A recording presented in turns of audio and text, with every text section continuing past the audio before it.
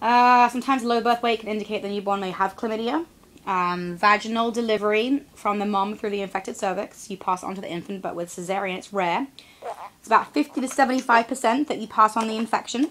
Signs of this can be pneumonia and conjunctivitis. Also, 15% of the cases are passed on asymptomatic chlamydia infection to infant from the infected mother. Turn the page. Let me turn the page.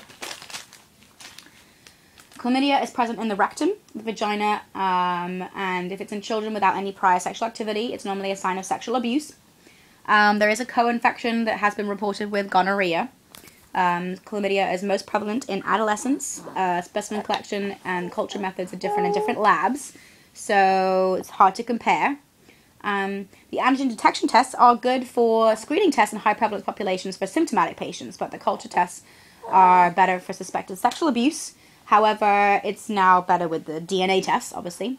There is a way to prevent in mother-infant transmission screening while pregnant, but the treatment on average is about 7 days and you need multiple doses, so that relies on compliance to take the prescription as directed.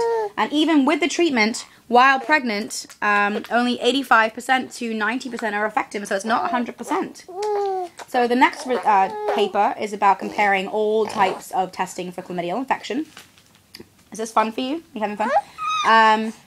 Both tests are of the PCR and LCR, which are DNA tests, are good for screening for asymptomatic chlamydial infections compared to the culture. Causes, the associations with chlamydia is PID, infertility, ectopic pregnancy, which is a principal cause of maternal death in the first trimester, chronic abdominal pain, reactive arthritis, and scarring in reproductive tracts. Because so many are asymptomatic, it's a major challenge in the healthcare system for detection is difficult. The DNA tests, though, are still highly sensitive and highly specific out of all of them. And they were introduced, the two specific DNA tests, PCR and LCR, were DNA tests that were commercially available tests from 1998. They were introduced worldwide. They were demanding tests with lab and equipment. However, a standardized, easy-to-use kits now are available for the PCR and LCR, and they test using first void urine, FVU. This is a breakthrough in chlamydial detection in both symptomatic and asymptomatic male and females.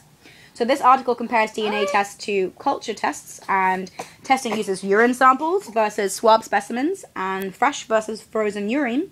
And the culture used, which is the McCoy, used to be the gold standard because the culture tests are now 75 to 85% sensitive, meaning they can only 75 to 85% correctly identify chlamydia. So they only use as, can no longer use as a reference method anymore, even in the highly specific expert labs. I'm sure that he knows all about chlamydia now. Expert on chlamydia, chlamydia. Try to memorize for a role with my baby, talking about chlamydia and vaginal, anal, oral sex. Chlamydia, chlamydia, chlamydia, chlamydia, chlamydia, chlamydia, chlamydia, chlamydia.